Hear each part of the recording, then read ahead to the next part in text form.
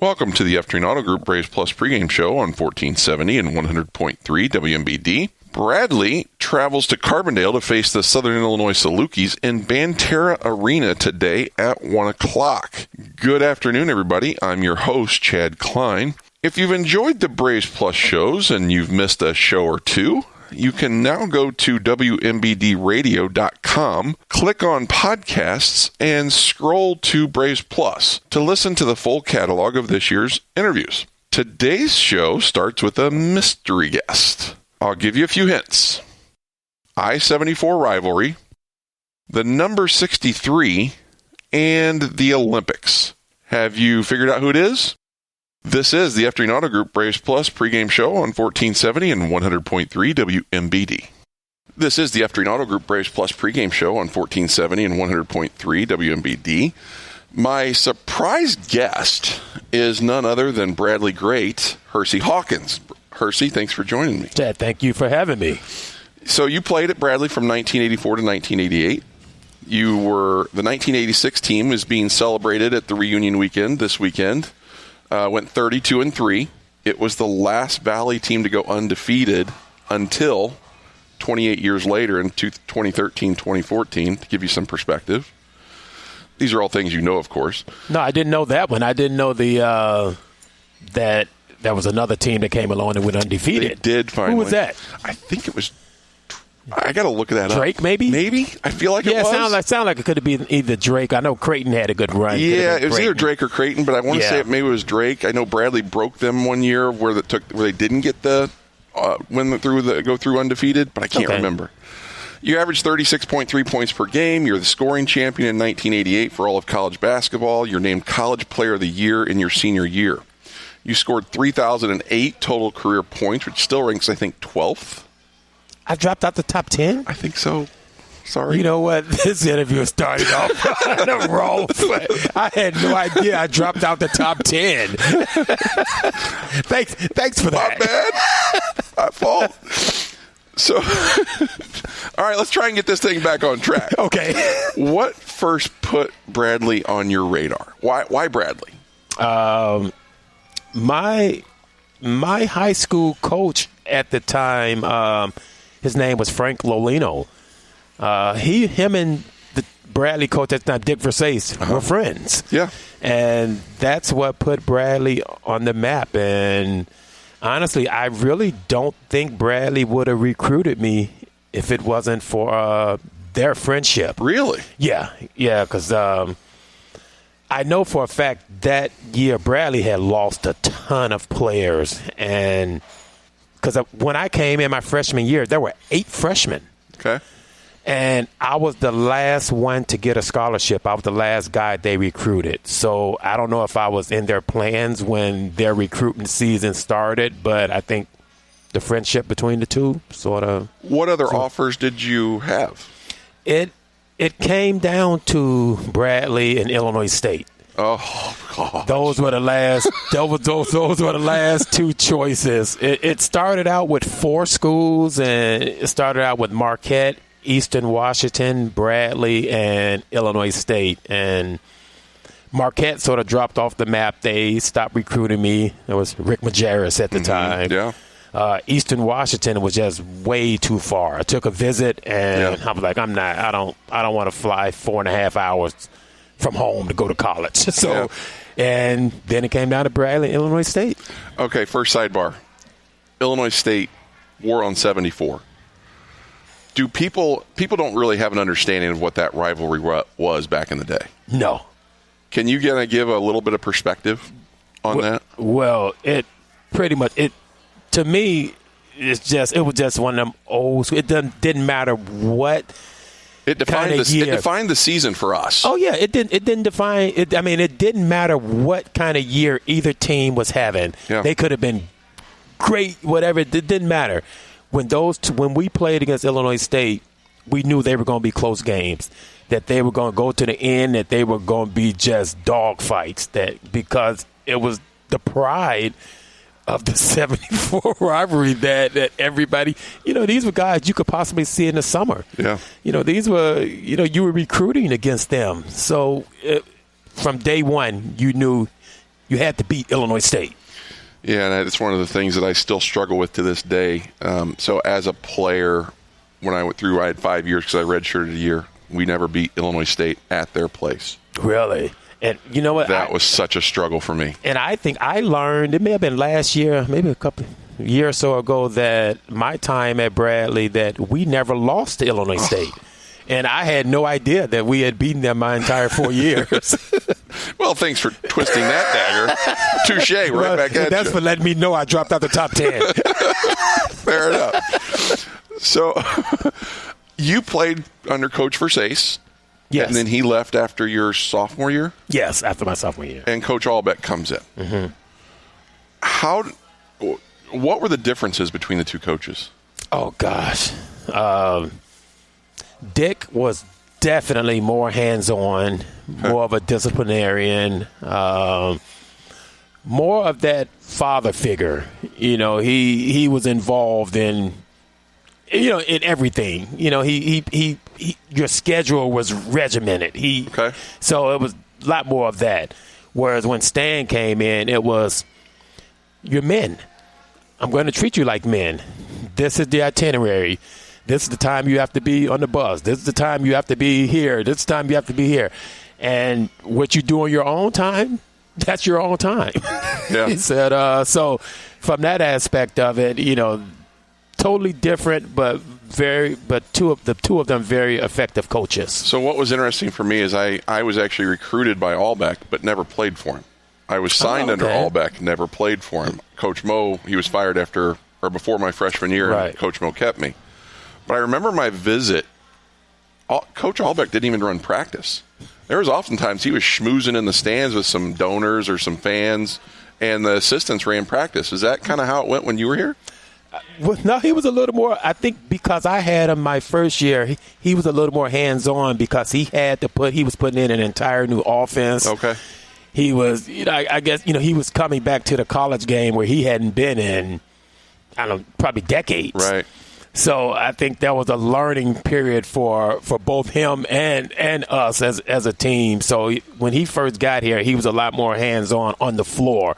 But, you know, as you could see us adapting to things and his comfort level getting there, then that's when I think, you know, maybe my second year, the assistants started doing a lot more than, you know, and he started, you know, just, hey, doing his thing. I'm enjoying life now.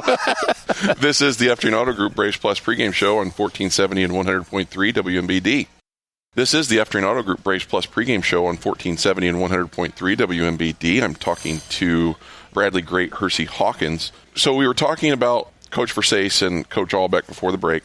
Did you like one's coaching philosophy over another? Because I assume they were pretty drastically different. Yeah, they were.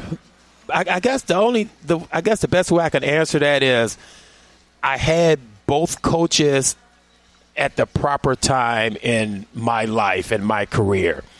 Because if I had Stan my first 2 years, it would have been a disaster because I was already undisciplined and, you know, I won't say I was a rebel, but it's just that you were mature enough to handle him by the time he got here. Is that fair? Yeah, that's fair. You know, as an 18-year-old coming into a program where a guy says, hey, do what you want to as long as you're here. Oh, gosh, who knows what the hell I would have done.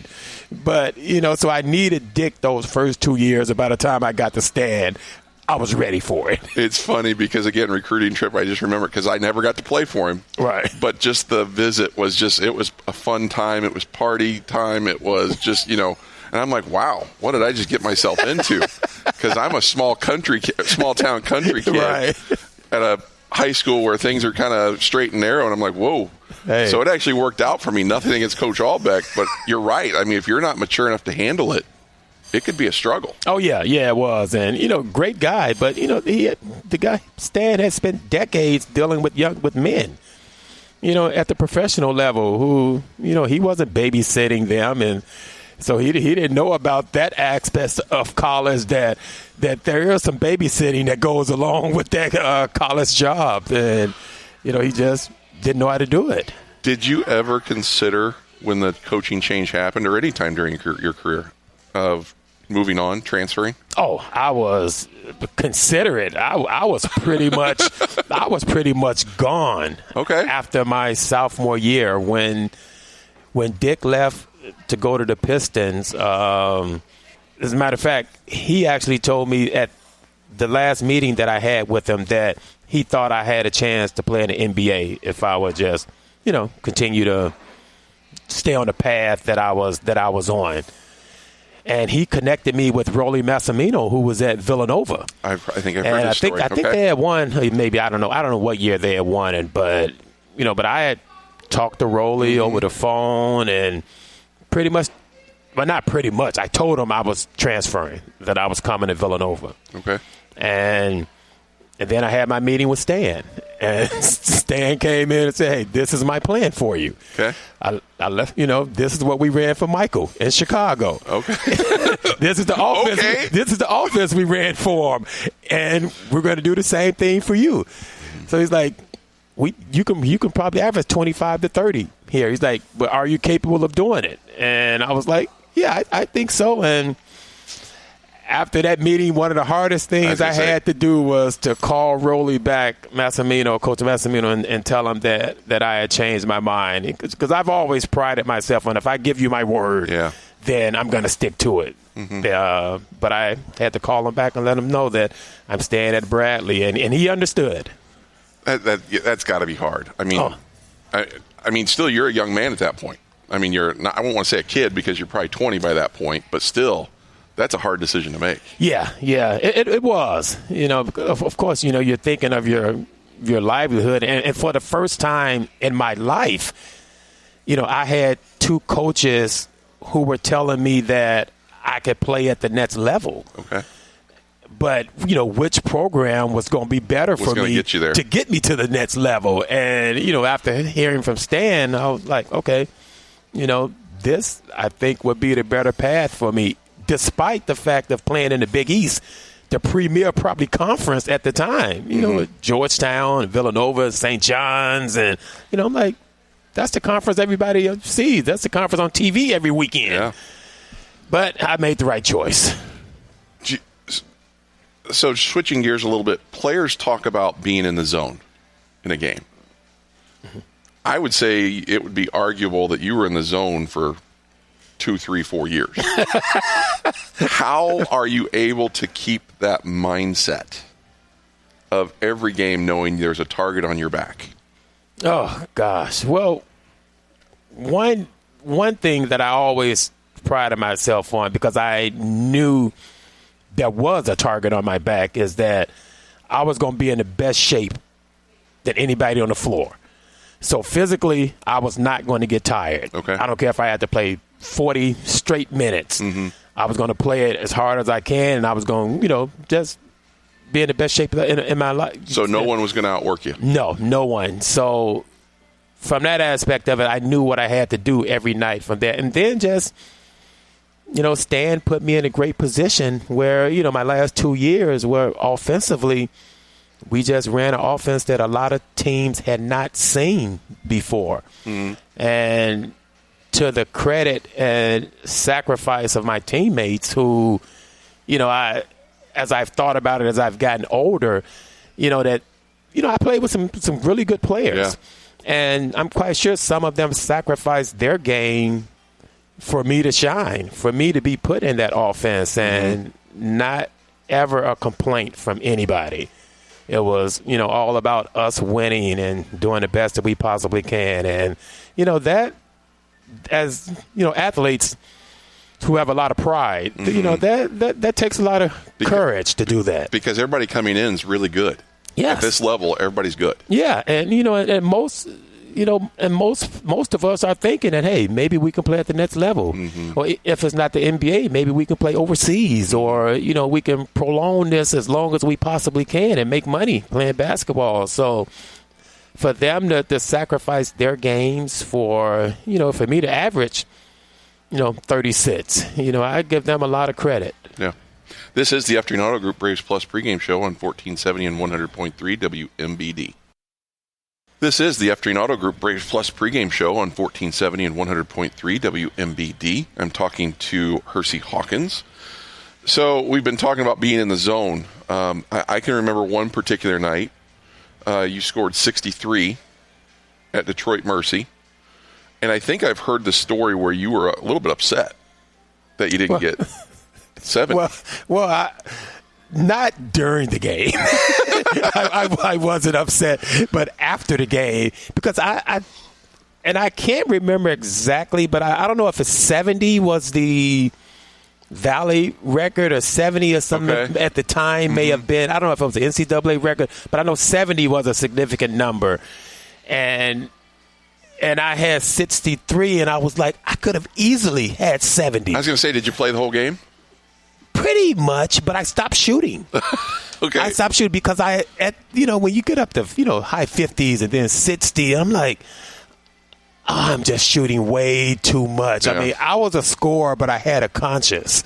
I didn't just want to, just keep shooting and just have my teammates just out there running up and down the floor while I'm shooting the ball. So I just started at some point, I just started passing the ball to get other people's shots. And then I was like. When did someone tell you about how close you were? I think it was after the game. Was it? Yeah. They were like 70 was, I'm like. Then I was like, oh, gosh.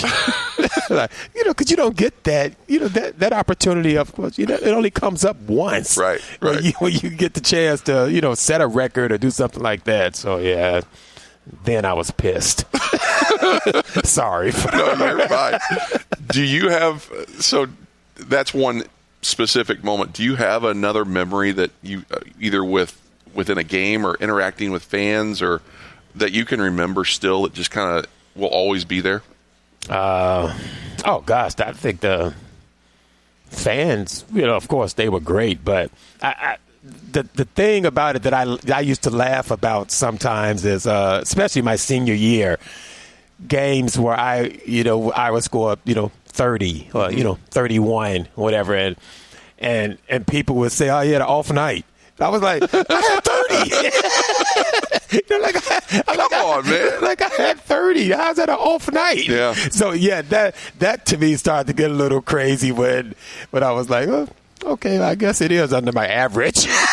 So I guess it is an off night. So moving on from Bradley, you graduate.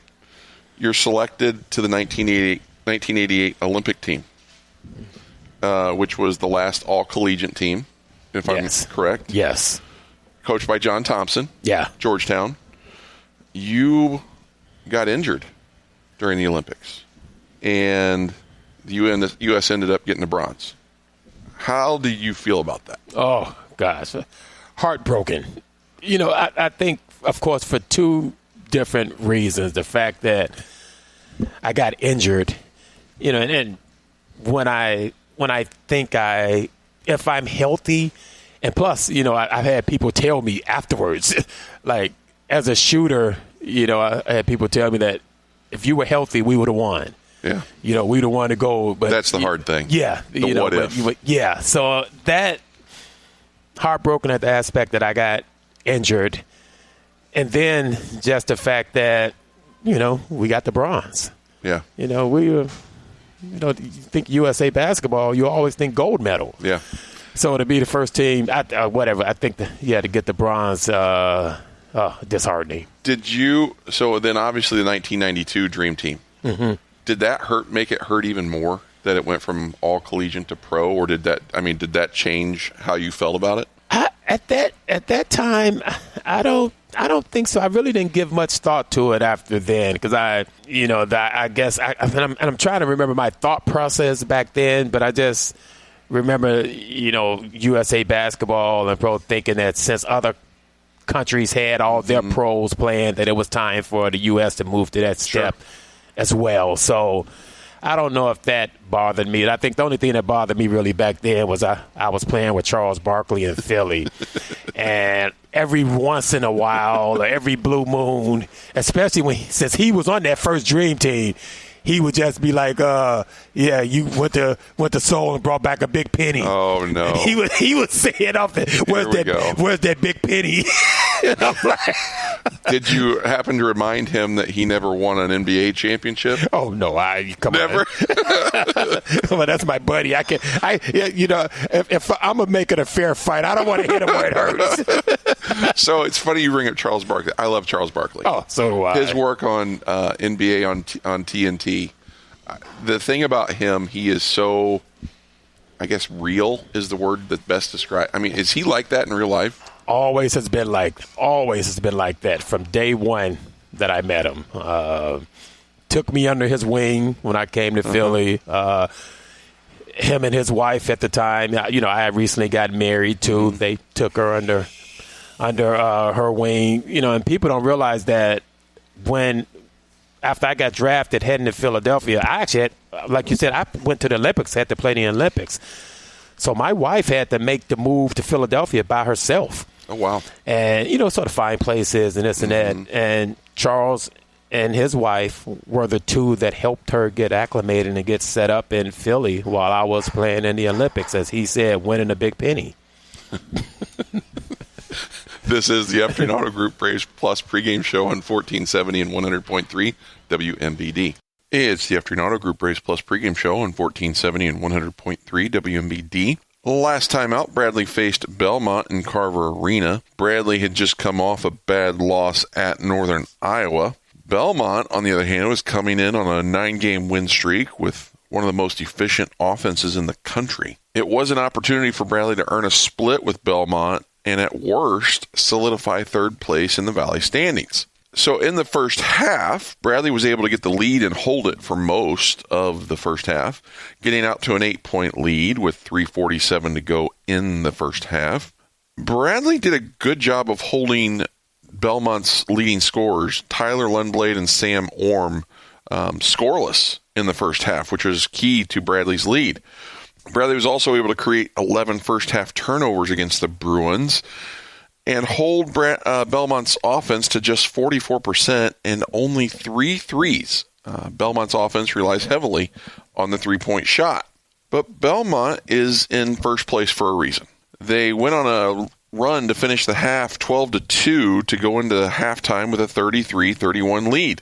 Unfortunately for Bradley, their offense again struggled to hit shots in the first half, only shooting 31% from the field and 26% from three.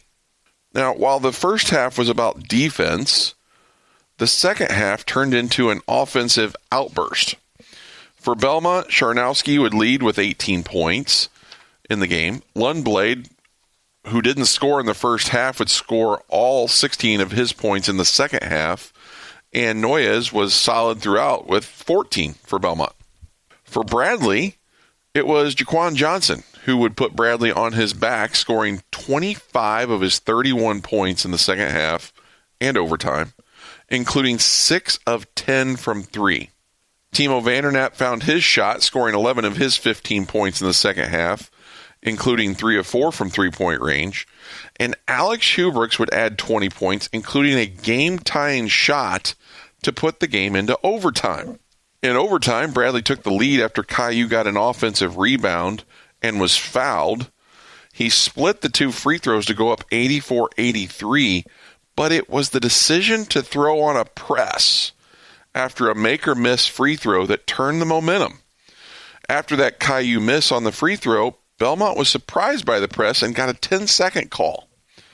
From that point on, it was all Bradley, and they would win going away 95-84. Now, what was interesting about this game is how it played out. With the score 33-31 at halftime, I didn't think there was any way that either team would get to 80, let alone 90-plus points for the Braves. Belmont took advantage of the offensive boards and the boards in general, winning the battle 46-34, including 14 offensive rebounds. That resulted in a 20-10 second chance point advantage. Now, for Bradley, they created turnovers and extra scoring opportunities, forcing 17 total turnovers, resulting in a 23-7 point-off turnover advantage that offset the rebounding. And finally, a Bradley offense that has struggled found its rhythm in the second half and overtime. talked about in the first half, only shot 31%. But in the second half, they were 12 of 17 from 3, 71%. And free throws on the night, they were 20 of 26, 77%. And as a result of the win, Bradley sits in a third-place position, just a half game back behind Murray State. And now the Braves go on the road to Carbondale to play a Southern Illinois team who has won 4 of its last 6 games. Southern Illinois shoots 46% from the field, but average under 5 threes per game, shooting just 28% from deep. And they also struggle shooting 67% from the charity stripe. Both of these stats have cost the Salukis some wins. But that being said, Southern Illinois also attacks the offensive glass. They average 11 offensive rebounds per game, and I expect this to be another physical game as we get closer to the Valley tournament. Up next, Dave Snell gives the scouting report for Belmont on Braves Insight, followed by pregame comments from Coach Brian Wardle on the Uftreen Auto Group Braves Plus pregame show on 1470 and 100.3 WMBD.